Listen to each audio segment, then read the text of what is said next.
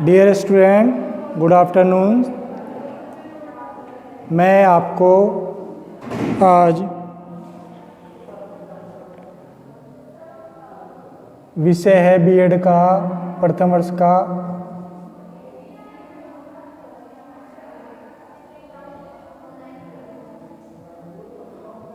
अधिगम कर्ता का विकास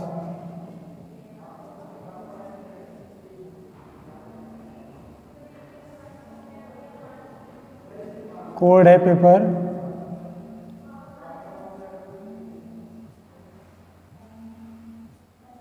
103।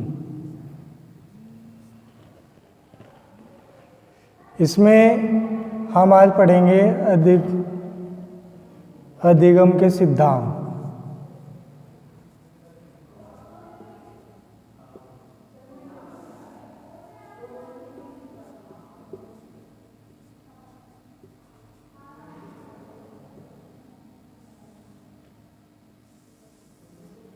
अधिगम के सिद्धांत में 5 सिद्धांत दिए हैं, जिसमें थॉर्नडाइक का सिद्धांत नंबर 1,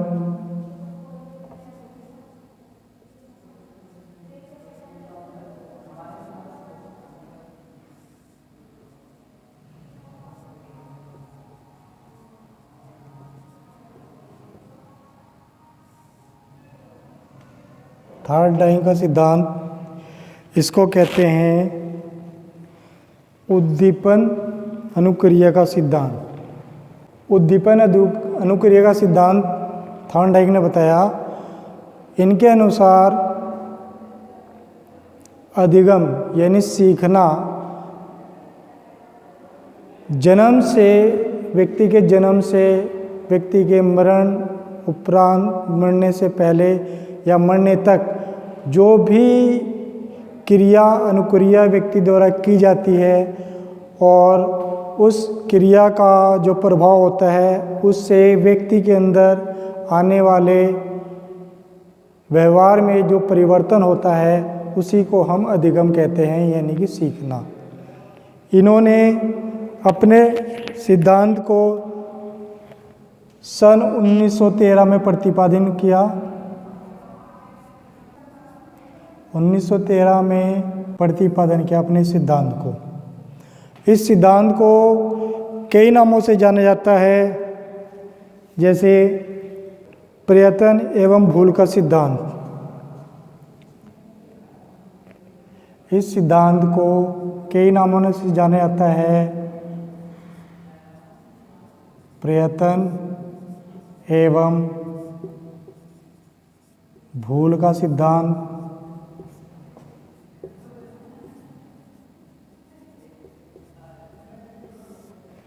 इसी को जाना जाता है उद्दीपक अनुक्रिया का सिद्धांत।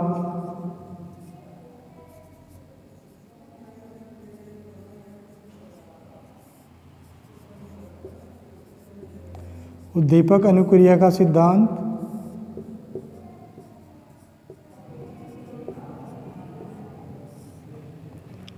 और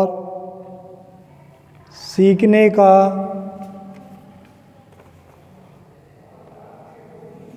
संबंधों का सिद्धांत, संबंधवाद का सिद्धांत।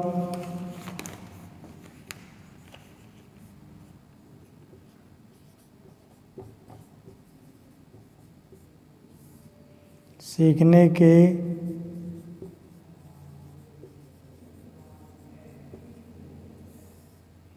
संबंधवाद का सिद्धांत।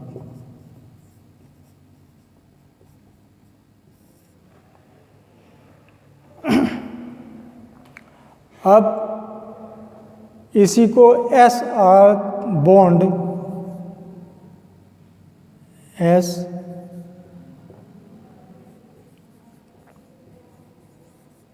बॉन्ड के नाम से भी जानते हैं। जो है उद्दीपन है और आर जो है रिस्पॉन्स यानी अनुक्रिया है। ठीक है, कैसे है कि जब तक व्यक्ति को सीखने का उद्देश्य नहीं मिलेगा तो वो कोई अनुक्रिया नहीं करेगा। कहने का तात्पर्य है, इन्होंने अपने सिद्धांत को एक बिल्ली पर प्रयोग किया। एक पिंजरा इस तरह का बनाया, उस पिंजरे में एक दरवाज़ा था और उस दरवाजे के सामने एक प्याली रख दी, कटोरी, और उसमें एक मछली थी।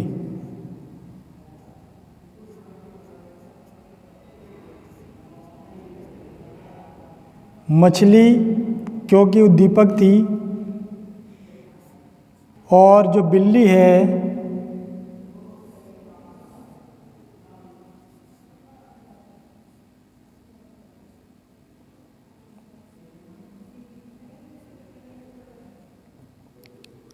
कैट, जो बिल्ली है उसमें अनुक्रिया पैदा करने के लिए एक उद्दीपक, एक उद्देश्य उसके सामने रख दिया। थॉर्नडाइक का सिद्धांत कहता है कि जब तक कोई उद्दीपक यानी कोई उद्देश्य नहीं होगा व्यक्ति का, तो वो कोई भी अनुक्रिया नहीं करेगा। इसलिए उन्होंने अपना सबसे पहला प्रयोग 1913 में किया एक बिल्ली के ऊपर, और उस बिल्ली को ऐसा एक पिंजरा बना दिया। उस पिंजरे का एक दरवाज़ा था, उस पर एक चटकनी थी जिसके दबने से वो पिंजरा खुल जाता था। तो अब उस बिल्ली को 2-4 दिन उन्होंने भूखा रखा।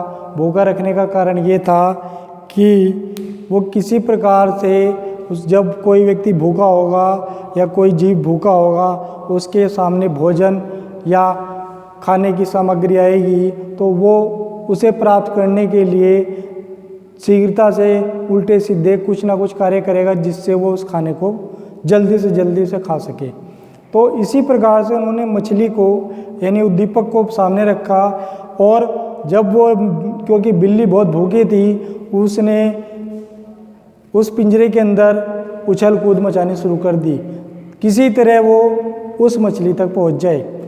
और वो बार बार इतनी बार उसने उछल कूद मचाई, इतनी कोशिश करी, और अचानक उस बिल्ली का जो पंजा था उस चटकनी पर पड़ गया और पिंजरे का दरवाज़ा खुल गया, और वो आके उसने उस मछली को खा लिया और अपनी भूख शांत कर ली। थॉर्नडाइक ने इस प्रयोग को कई बार किया, और कई बार करने से क्या देखते हैं कि बिल्ली द्वारा जो गलतियां पहले ज़्यादा थी वो धीरे धीरे कम हो गई, और एक समय ऐसा आया कि जब भी उसके सामने खाना रखते थे वो जाती थी और चटकनी दबाती थी और वो खाना खा लेती थी। इस प्रकार उसकी भूख जो है शांत हो जाती थी। इसके बाद इस सिद्धांत से हमें कई बातें ये आई निकल के कि थॉर्नडाइक ने जो सिद्धांत प्रतिपादित किया, बिल्ली पे प्रयोग किया।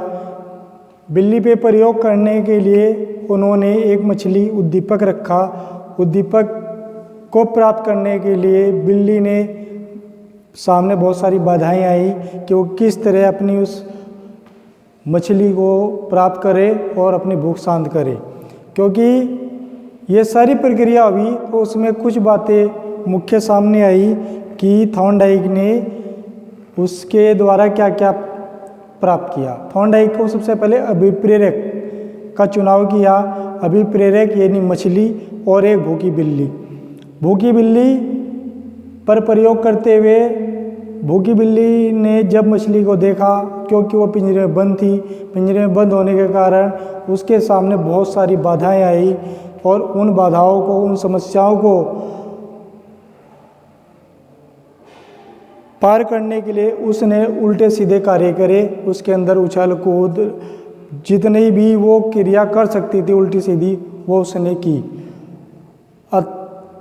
अचानक क्या होता है, संयोगवश आकस्मिक उसका पैर उस पिंजरे की चटकनी पे पड़ता है और दरवाज़ा खुल जाता है और वो मछली प्राप्त करके अपनी भूख को शांत कर लेती है।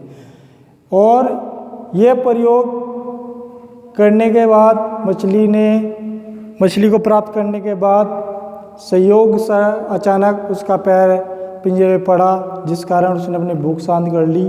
फिर क्या हुआ, हम ये निष्कर्ष निकालते हैं कि उसने इस प्रयत्न को कई बार जब थॉर्नडाइक ने किया तो सही प्रयत्न का चुनाव वो करने में अब उसे इतनी समस्याओं का सामना नहीं करना पड़ा, इतनी बाधाएं नहीं आई, उल्टे सीधे कार्य नहीं करने पड़े, बल्कि एक समय ऐसा आ गया उस बिल्ली के अंदर स्थिरता आ गई, ज्ञान आ गया कि अगर उसके सामने भोजन आएगा तो वो आसानी से उसे प्राप्त कर लेगी। वो सीख गई थी कि उस चटकनी दबने से दरवाज़ा खुलता है। और इस प्रकार थॉर्नडाइक का ये सिद्धांत काफ़ी हद तक एक जीव पर, प्राणी पर प्रयोग करके सफल हो गया।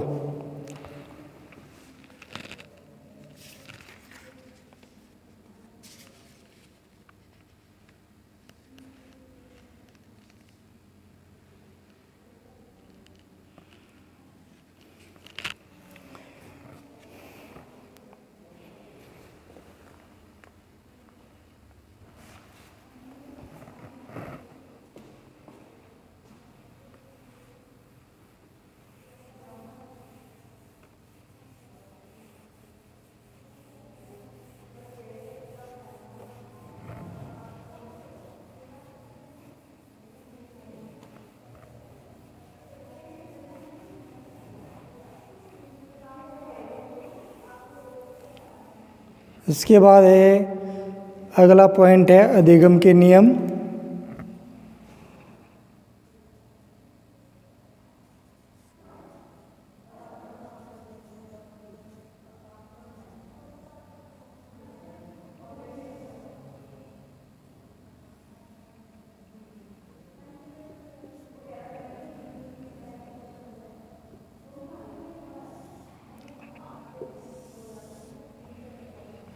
अधिगम के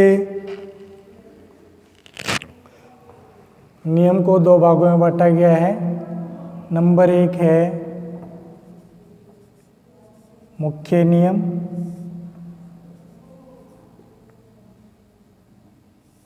और नंबर 2 है गौण नियम।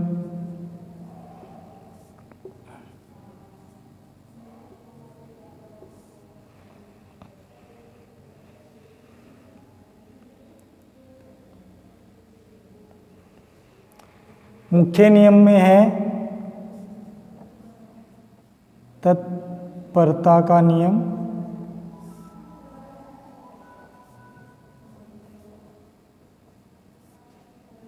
अभ्यास का नियम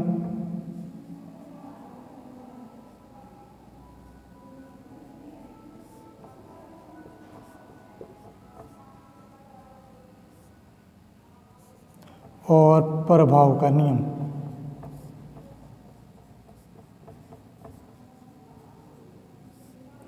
ठीक इसी प्रकार गौण नियम में बहु प्रतिक्रिया का नियम,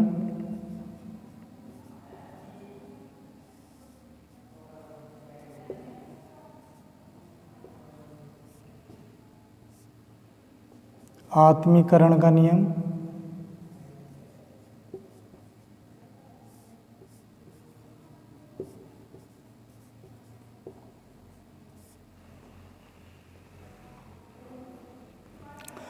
साचार्य का परिवर्तन नियम,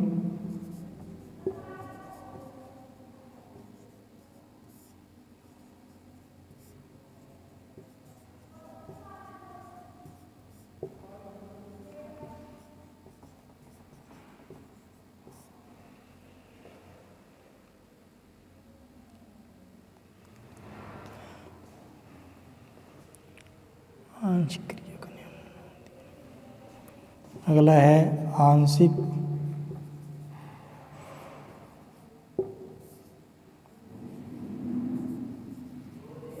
क्रिया का नियम,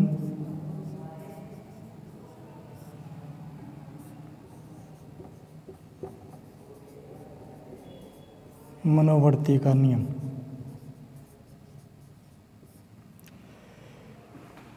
अधिगम के नियम में दो मुख्य नियम है। एक मुख्य नियम, एक गौण नियम। मुख्य नियम में तत्परता का नियम, अभ्यास का नियम, प्रभाव का नियम है। गौण नियम में बहुप्रतिक्रिया का नियम है, आत्मीकरण का नियम है, साहचर्य का परिवर्तन नियम है, आंशिक क्रिया का नियम है और मनोवर्ती का नियम है।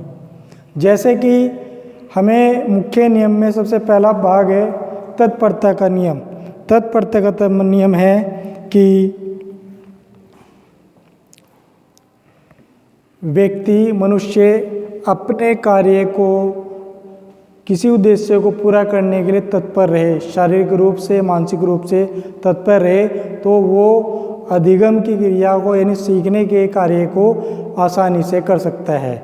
दूसरा नियम है अभ्यास का नियम। जैसे इसका अभ्यास से नाम से हो रहा है कि अगर किसी कार्य को हम बार बार करेंगे, दोहराएंगे, तो दोहराने के साथ साथ, जैसे छोटे बच्चे को पहाड़े याद करने के लिए बोलते हैं, पहाड़ा वो एक बार में याद नहीं कर पाता, तो पहाड़े को वो कई बार रटता है, कई बार दोहराता है, तो उसको पहाड़ा याद हो जाता है, यानी कि उसको अभ्यास हो जाता है। अभ्यास करने का नियम इसी का नियम कहलाएगा, अभ्यास का नियम। तीसरा नियम है प्रभाव का नियम। जैसा कि प्रभाव किसी व्यक्ति का सीखने से, देखने से, सुनने से, अपनी ज्ञान इंद्रियों से कुछ प्रभाव पड़ता है कि वो इस कार्य को करके ऐसा हो रहा है, तो वो उस चीज़ को सीखता है। जैसे कि कोई भी प्रतियोगिता परीक्षा है, उसमें क्या होता है कि एक प्रतियोगिता परीक्षा में उसका रिश्तेदार, उसका दोस्त, उसका भाई कोई ना कोई अच्छे पोस्ट पर जाता है, IAS, PCS या कोई भी कंपटीशन करता है, तो उससे वो प्रेरित होता है कि मैं भी ऐसा बनूंगा, मैं भी टीचर बनूंगा, मैं IAS बनूंगा, मैं PCS बनूंगा, DM बनूंगा। तो वो उसके कार्य से कैसे कैसे बना, किन किन नियमों का उन्होंने पालन करा, किन किन पुस्तकों का अभ्यास करा, तो उसके प्रभाव में आ जाता है और इस तरह हमारे प्रभाव का नियम प्रतिपादित होता है। नेक्स्ट है आपका गौण नियम, जिसमें बोला है बहुप्रतिक्रिया का नियम।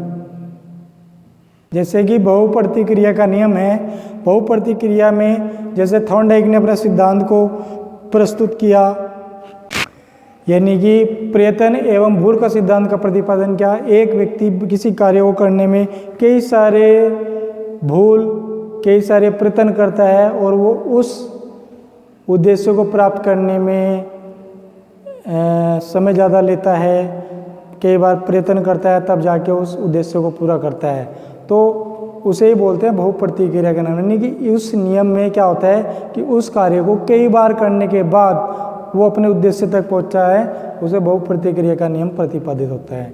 नेक्स्ट है आत्मीकरण का नियम। आत्मीकरण का नियम से हम ये समझेंगे कि ये ऐसा नियम है कि इसमें थोड़ा ज्ञान पहले था और उसके बाद दोबारा ज्ञान जुड़ना, यानी कि पूर्व ज्ञान को नए ज्ञान से जोड़ना, वो आत्मीकरण है। क्योंकि उस व्यक्ति को थोड़ा थोड़ा पहले से याद था और उसे जब हम रिपीट करते हैं तो उसको वो पहले वाला ज्ञान स्मरण हो जाता है, क्या हुआ कार्य स्मरण हो जाता है, तो उसे आसानी से कर सकता है, उसे आत्मीकरण का नियम है। सहचार्य का नियम, परिवर्तन का नियम ये है कि सहचार्य नियम में ये है, थॉर्नडाइक ने कहा यदि हम किसी छात्र को सिखाते हैं और सिखाने से पहले उसको थोड़ा सा पिछला जो हमने उसको सिखाया था उसको ध्यान करा दें ताकि वो उसको याद आ जाए, और तो हम उसे नवीन ज्ञान से एकदम वो समझ में जाएगा, यानी कि उसके समक्ष वही परिस्थितियाँ, वही बातें उसको याद दिला जाएं, तो वो उसे नवीन ज्ञान को आसानी से सीख पाएगा। आंशिक क्रिया का नियम है। आंशिक क्रिया का नियम है कि हम अगर कोई पाठ योजना बनाते हैं तो उसके छोटे छोटे टुकड़ों में बांट देते हैं और उसको एक यूनिट वाइज या कोई अभ्यास है या कोई पुस्तक है उसको हमें तैयार कराना है कि हम छात्रों को कैसे सिखाएं और छात्रों को अध्ययन कैसे कराएं, तो हम क्या उस पुस्तक को कई यूनिट्स में बांट देते हैं, कई इकाइयों में बांट देते हैं छोटी छोटी, ताकि हम उन छात्रों का अधिगम सीखने का तरीके को आसान बना सकें, यानी उनसे आंशिक क्रिया का नियम कहते हैं। नेक्स्ट और लास्ट है मनोवर्ती का नियम। मनोवर्ती का नियम है कि मन से सीखना, व्यक्ति को पूर्ण रूप से मन से जिस उद्देश्य को सिखाने के लिए हमने उसे कराया है वो पूर्ण रूप से तैयार हो शारीरिक रूप से। ठीक है, ये मनोवर्ती का नियम है। आज के लिए इतना ही।